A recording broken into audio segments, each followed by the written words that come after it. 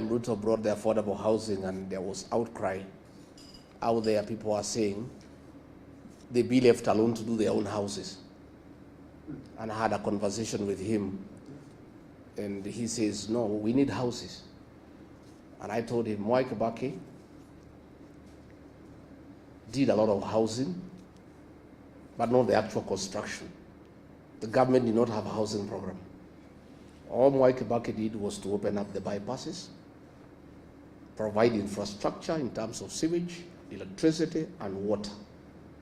And the private sector, on its own, build houses all over Nairobi. And they are there for everybody to see. There is no need for government to compete with the private sector to put up houses.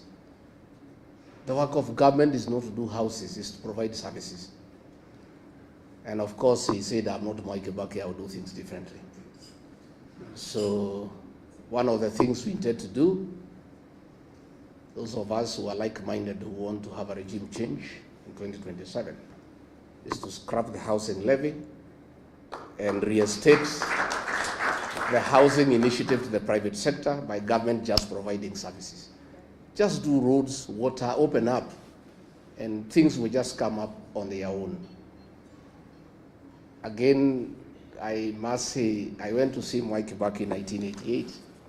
I was a student leader at the University of Nairobi. I was the chairman of the Nyeri University Student Association. And through my then member of parliament, the late MATIANG'I, I sought an appointment to see the vice president, and I went to his office in Jogo House. And we had a lot of discussion, and he wanted to know what are my ambitions, and I told him I'm interested in business. I had thought he would give me some money to start the business. Not Mwai Kibaki. He went on his shelf, behind him, there were many books. And he looked through, produced one book and gave it to me. That book, the author is called Jonathan Black. It's called The Oil. He said, if you want to do business, go and read this book, you'll be a good businessman.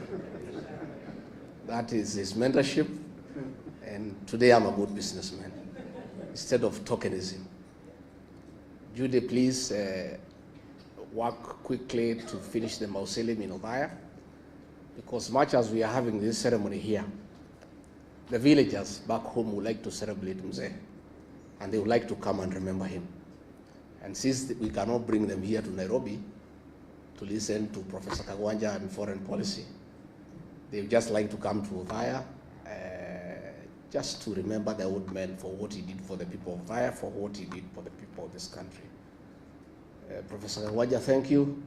On the foreign policy, you have told us Mwai Kibaki, his foreign policy was based on the best interest for this country. The other day I talked about our foreign policy in Sudan that is driven by commercial interest. And I saw one of the Ruto flower girls yesterday trying to lecture me that I shouldn't talk about it because I sold to some constitution. The constitution that I and Muturi sold to is to do the right thing and to keep the law. It's not to enable other countries to buy arms to kill children. And Eugene Wamalwa, you know, we are looking at what is happening about Butere girls. We are unable to understand what is this viciousness against children by the present government. Even the colonial government that was very brutal, it never went for the children. Mzungu, they were very brutal, but they spared the children. So we have seen a situation where an administration has panicked because this one term is becoming real. So they have gone berserk. They have gone berserk, and they are now fighting shadows, including schoolgirls. From 2 girls, from 3 girls. These are harmless girls. How fluid is your government if girls can bring it down? Girls. Surely. You know. So when you look at the situation in the Sudan, we are allowing gold to be processed in Kenya and guns to be smuggled through Nairobi to go and kill children in the Sudan. So we are asking what is this bile against young children? We saw the killing of the Gen Zs, the abductions of young children. What is this bile against innocent young children? So as we move on, let's pray for the country. And Ambassador, again, to shukuru wewe. Now I'm looking at General Gachagua here, and I want to say, if General Gachagua was the director of NIS, that play would not have been banned in Nakuru if it had to be banned. Because it came all the way from the sub-county, nobody noticed. It went to the county, nobody noticed. It went to the region and it became number 3, nobody noticed.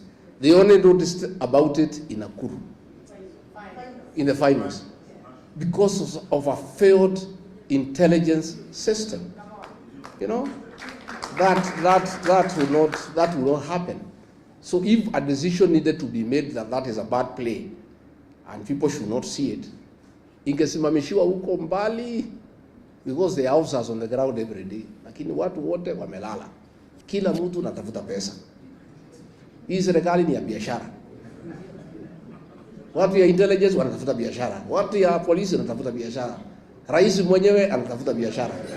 Sasa, you know, these are things that would make Mwai Kibaki turn in his grave. You know, tuko na shida kubwa, lakini Mungu anatusaidia. So Jacob Haji, we are forming a political party in May. Tutatangaza. We look for a way to work with the Democratic Party. We would like to be associated with Mwai Kibaki and what he achieved. Wacha ni introduce huyu Ketu Arugoro, simama, pigia makofi. Huyu mrembo ya Laikipia. Then we have our daughter. She's called Ghana in Kikuyu land. The Honorable Gadoni wa Muchomba. Tuko na Masa Kakuya, alikuwa mjumbe hapo Kasarani. She has been associated with this party for a long time. Of course, tuko na Norman Nyaga na wengine, na tumeshukuru sana, and the organizers of this function, we are honored. Tuko na Jane Kihara, the great lady of Naivasha. Alichaguliwa as an MP kwa hii chama ya Democratic Party. She's a third member, ako kwa term ya 3. Na nikali anaangushaga wanaume 7 kila uchaguzi. Wote wanaweka chini. These strong women, they are strong people. So tumeshukuru sana, and thank you very much, and asanteni sana Ambassador Muthaura and your team that supported Mwai Kibaki. We honor you because you made him great by serving him well and helping him to steer this country, even as he advanced in age. You know, his things were going very, very well. But again, it is him who gave you the opportunity and allowed you to work. Asanteni sana. Thank you very much. Haya, mupige makofi. The people deputy president. Sio ndio hiyo? Yeye sio mtu kuandikwa, alichaguliwa na wananchi. Simpige makofi basi tusikie. Haya, asante sana. Now hata mimi mnipigie sasa makofi sababu nimemaliza kukueleza. I'll now hand over to